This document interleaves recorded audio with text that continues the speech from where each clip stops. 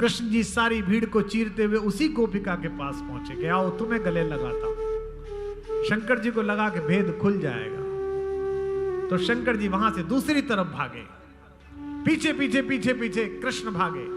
अब पूरे रास मंडल में एक तरफ भाग रहे हैं महादेव और पीछे पीछे भाग रहे हैं कृष्ण। दृश्य अद्भुत था, गोपिकाएं चकित थी। लेकिन कृष्ण जिसको पकड़ लें, वो मनुष्य हो या शंकर, भाग कर जा थोड़ी सकता है, वो तो पकड़ में आ ही जाता है। जिसको नारद प्रतिपल रटते रहते हैं नारायण नारायण नारायण के नाम से, महर्षि व्यास जिसे कहते हैं नेति, मैं कह नहीं पाया हूं। उनका स्वयं का सम्मान अगर जाता हो तो चला जाए, लेकिन जो उनसे प्रेम करता है उसका सम्मान न चला जाए, इसके प्रति अगर विश्व में कोई चिंतित है, उसका नाम द्वारिकाधीश है, उसका नाम कृष्ण है, उसका नाम गोपाल। राम के जीवन का रुदन देखकर शंकर भी कष्ट में हैं। वे भगवती सती से नाराज हो गए इस बात पर कि उन्होंने राम जी पर शंका की। और वही शंकर जब पृथ्वी पर कृष्ण आए हैं तो उन्हें देखने की लालसा से भरकर आ गए। आप द्वारिका के पास के लोग हो, कभी हमारे ब्रज आइए तो हम आपको दिखाएंगे। जब यह बात शंकर जी को समाधि से उठने के बाद पता चली कि बड़े ठाकुर अब छोटे ठाकुर बनकर कृष्ण बनकर ब्रज में गए हैं, और इस बार तो नृत्य कर रहे हैं, नाच रहे हैं, इस बार तो बांसुरी बजा रहे हैं, पिछली बार तो शांत रहते थे, मर्यादा में रहते थे, इस बार तो आनंद मना रहे हैं। तो शंकर जी ने कहा मैं भी देखने के लिए जाऊंगा, लेकिन जाएंगे कैसे, क्योंकि रास के समय तो कृष्ण होते हैं और गोपिकाएं होती हैं, अन्य किसी का प्रवेश वर्जित है। तो शंकर जी ने कहा कोई बात नहीं, मैं गोपिका का वेश बनाकर चला जाऊंगा। हमारे ब्रज के संत कथा सुनाते हैं कि शंकर जी ने साड़ी पहनी, अपने आप को पूरा ढक लिया और गोपिकाओं के मध्य जाकर खड़े हो गए। बांसुरी बजाते हुए कृष्ण ने प्रवेश किया और पहली दृष्टि में पहचान लिया कि महादेव वहां खड़े हुए हैं। कहां गोपिकाओं की ऊंचाई, कहां उनकी हाइट, कहां देवाधिदेव शंकर सबसे ऊंची एक बिल्कुल अलग गोपिका कोने में खड़ी। कृष्ण जी सारी भीड़ को चीरते हुए उसी गोपिका के पास पहुंचे कि आओ तुम्हें गले लगाता हूं। शंकर जी को लगा कि भेद खुल जाएगा, तो शंकर जी वहां से दूसरी तरफ भागे, पीछे पीछे पीछे पीछे कृष्ण भागे। अब पूरे रास मंडल में एक तरफ भाग रहे हैं महादेव और पीछे पीछे भाग रहे हैं कृष्ण। दृश्य अद्भुत था, गोपिकाएं चकित थी। लेकिन कृष्ण जिसको पकड़ लें, वो मनुष्य हो या शंकर, भाग कर जा थोड़ी सकता है, वो तो पकड़ में आ ही जाता है। भगवान ने महादेव को पकड़ लिया और कहा घूंघट उठा करके मैं आपको पहचान गया प्रभु। भगवान ने हाथ जोड़े, कहा हे परब्रह्म परमेश्वर, आपको नृत्य करते हुए देखने के लिए तो यहाँ काकभूषणी आ गए हैं, पूरा स्वर्ग आ गया है, मेरे मन में भी आया कि मैं आपको देखने आऊं, और आज आपने मुझे सबके सामने पहचान लिया। अब मुझे रास में प्रवेश नहीं मिलेगा, वृंदावन में मैं कैसे देख पाऊंगा। भगवान कृष्ण ने कहा कोई चिंता मत करिए महादेव, मैं व्यवस्था करता हूं कि आप वृंदावन में स्थापित हो जाएं और मेरा नृत्य और मेरा रास और मेरे प्रेमियों को आजीवन देखते रहें। आज भी वृंदावन में भगवान शंकर का वह मंदिर गोपेश्वर महादेव के नाम से विख्यात है, और वहां भगवान शंकर की आरती के लिए भस्म नहीं चढ़ाई जाती, वहां उनको साड़ियां चढ़ाई जाती हैं, बिंदियां चढ़ाई जाती हैं, चूड़ियां चढ़ाई जाती हैं। अगली पंक्ति पर शायद आपकी ज्यादा जयघोष पीछे तक उठे। जो अर्ध नारीश्वर शंकर को अपने प्रेम में पूर्ण नारीश्वर कर दे, उसका नाम कन्हैया है, वही कन्हैया है।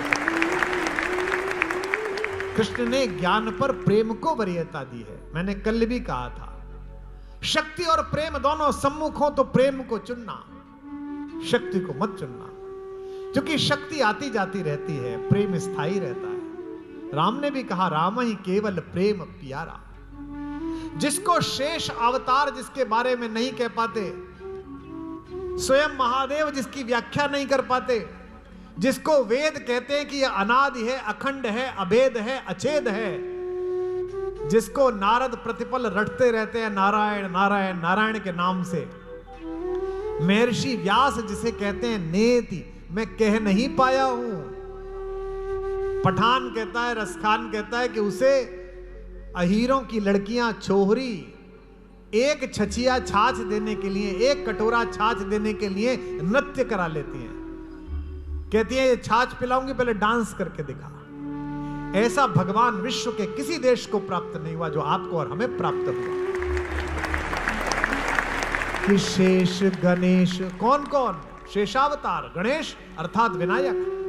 शेष गणेश महेश दिनेश सुरेश हु जाहि निरंतर दावे। सुरेश हु जाहि निरंतर गावे, सुरेश हु जाहि निरंतर गावे। जाहि अनादि अनंत अखंड अछेद अभेद सुभेद बतावे। अछेद अभेद सुभेद बतावे, अछेद अभेद सुभेद बतावे। नारद से सुख व्यास प्रचे पची हारे तऊ पुनि पार न पावे। हारे तऊ पुनि पार न पावे, हारे तऊ पुनि पार न पावे। ताहे अहीर की छोहरियां,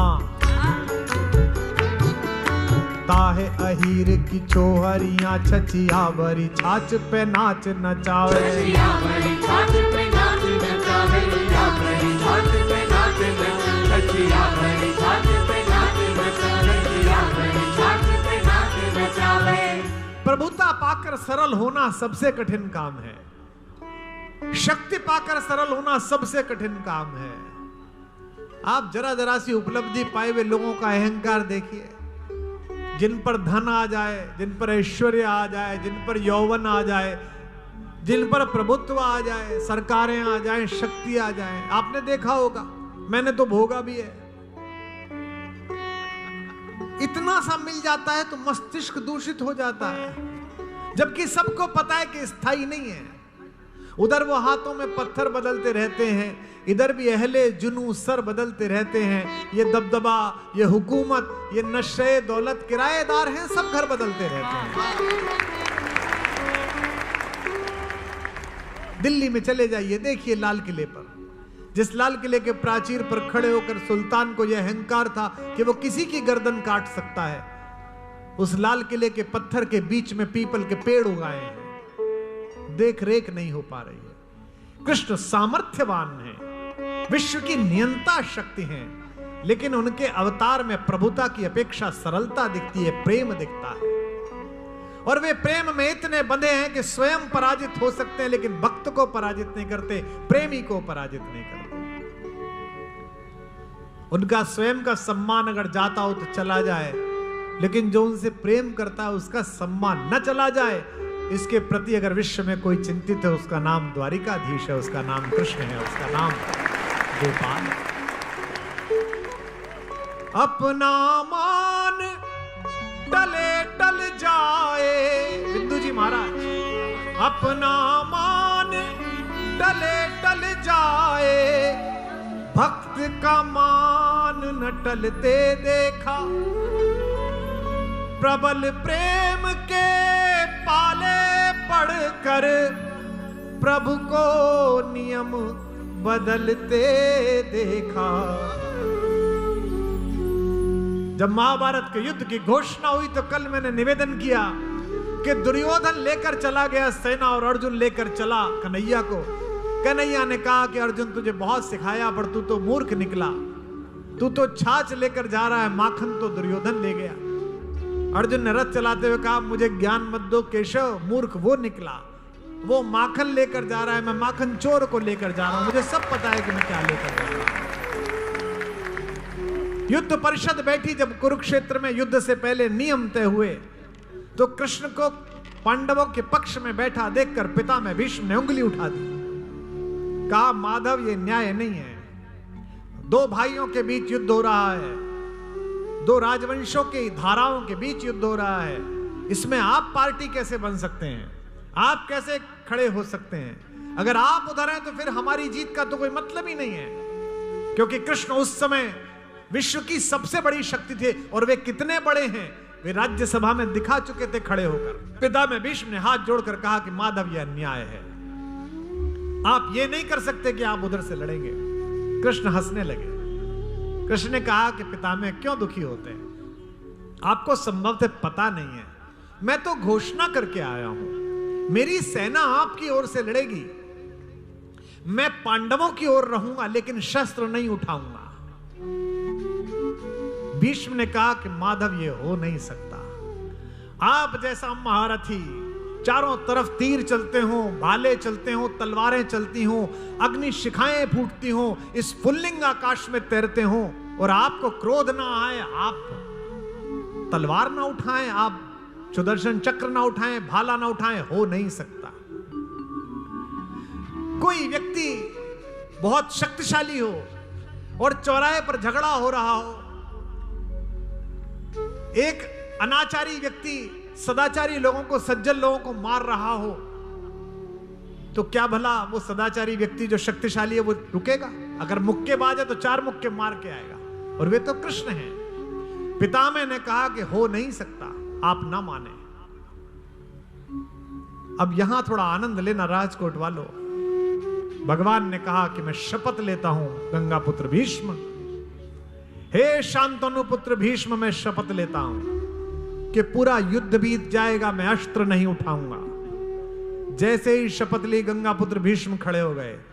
गंगा पुत्र भीष्म ने कहा, अगर मैं अपनी मां का बेटा हूं, अपने पिता का बेटा हूं, तो मैं भी शपथ लेता हूं कि अगर मैंने आपसे हथियार न उठवा लिए तो मैं भी अपनी मां का बेटा हूं।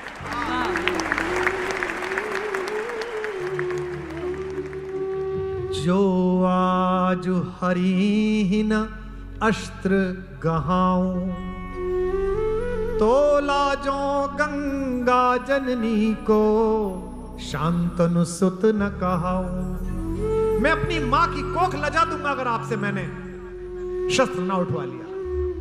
और आपको स्मरण होगा, युद्ध का एक दिन आया, पितामह भीष्म अर्जुन के रथ के सामने आ गए। पितामह भीष्म ने ऐसे बाण बरसाए कि अर्जुन जमीन पर गिर पड़ा। घोड़े खुलकर भाग गए, पहिए टूट कर गिर गए, अर्जुन का छत्र नीचे आ गया, आसन टूट गया। पूरे रथ पर सुरक्षित रहा तो माधव का आसन, जो कि पितामह भीष्म माधव के भक्त हैं, कृष्ण के भक्त हैं, कुछ भी कर सकते हैं, भगवान को आसन से भी रहित नहीं कर सकते। आसन सुरक्षित रहा, बाकी सब टूट गया। कृष्ण चौंक गए कि क्या हो रहा है, अर्जुन मार नहीं पाया। और इतना क्रोध आया कृष्ण को कि कृष्ण अपने आसन से नीचे कूदे और टूटे हुए रथ का पहिया लेकर भीष्म की तरफ चले। जैसे ही पितामह भीष्म की तरफ भगवान ने रथ का पहिया सुदर्शन चक्र की तरह साधा, अपने रथ से कूदकर पितामह भीष्म ने अपना धनुष फेंका और दोनों चरणों में प्रणाम करके कहा कि माधव आपकी जय हो, मेरी प्रतिज्ञा पूरी हो गई।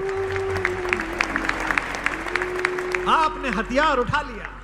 कृष्ण मुस्कुराए और दोबारा रथ के ऊपर बैठ गए और कहा अर्जुन से, बैठ, युद्ध कर।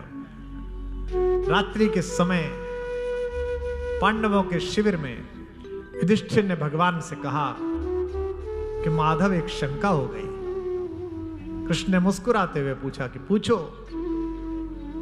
युधिष्ठिर ने कहा, आप जैसा ज्ञानी, आप जैसा समत्व योग से स्थित प्रज्ञ व्यक्ति ऐसे क्रोध में कैसे आ गया कि अपनी प्रतिज्ञा भूल गया जो आपने की थी, और आप भीष्म जी के सामने, हमारे दादा के सामने आप पहिया लेकर खड़े हो गए। भगवान मुस्कुरा कर रह गए। और युद्ध के अंत में युधिष्ठिर को ज्ञात हुआ कि भगवान ने अस्त्र इसलिए नहीं उठाया कि क्रोध आ गया था, इसलिए उठाया कि उनके भक्त भीष्म की प्रतिज्ञा पूरी हो जाए, उसका सम्मान बता रहे। प्रबल प्रेम के पाले पड़कर प्रभु को नियम बदलते देखा, अपना मान टले टल जाए, अपना मान टले टल जाए, भक्त का मान न टलते देखा। प्रबल प्रेम के पाले पड़कर, पूरी सृष्टि जिसके पास है वो जरा से माखन के लिए लड़ रहा है। जिनकी केवल कृपा दृष्टि से सकल सृष्टि को चलते देखा। अगली पंक्ति रसपूर्ण हो तो जरा आपके हाथ उठे, आप सम्मिलित हो जाना। जिनकी केवल कृपा दृष्टि से सकल सृष्टि को चलते देखा, उनको गोकुल के गोरस पर उनको गोकुल के माखन पर 100 बार मचलते देखा। प्रबल प्रेम के पाले पड़कर प्रभु को नियम बदलते देखा। गाओ। अपना मान टले टल जाए, भक्त का मान न टलते देखा। प्रतिपल लक्ष्मी चरण दबाती हैं, जिनके कोमल इतने चरण हैं, उनके चरणों को कवि ने कहां देखा?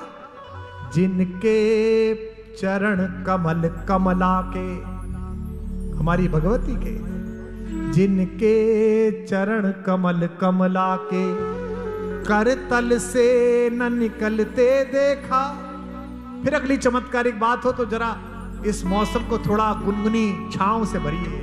जिनके चरण कमल कमला के कर तल से न निकलते देखा, उनको ब्रज के कंटक पथ पर, उनको ब्रज के कंटक पथ पर नंगे पैरों चलते देखा। प्रभु का मान टले टल जाए, कृष्ण नाराज हो जाए, नारायण नाराज हो जाए तो सृष्टि नष्ट हो जाती है। कवि कह रहे, बिंदु जी महाराज कह रहे हैं हमारे, कि जिनकी बंक भृगु से हमने, जिनकी टेढ़ी एक नजर से, और सरल कर रहा हूं, जिनकी टेढ़ी एक नजर से सागर सात उबलते देखा। इस पंक्ति अंतिम आ रही है, इसकी जरा सबका साथ मिले। जिनकी टेढ़ी एक नजर से सागर सात सहमते देखा, उनको ही यशोदा मैया के, उनको मां यशोदा के आगे अश्रु बिंदु में ढलते देखा। अपना मान टले टल जाए। भगवान राम के चरित्र में बुद्धि बसती है और कृष्ण के चरित्र में हृदय बसता है। इसलिए भगवान मर्यादा के प्रतीक हैं और कृष्ण उत्सव के प्रतीक हैं। उनका उत्सव ब्रज में उनका होना ही है।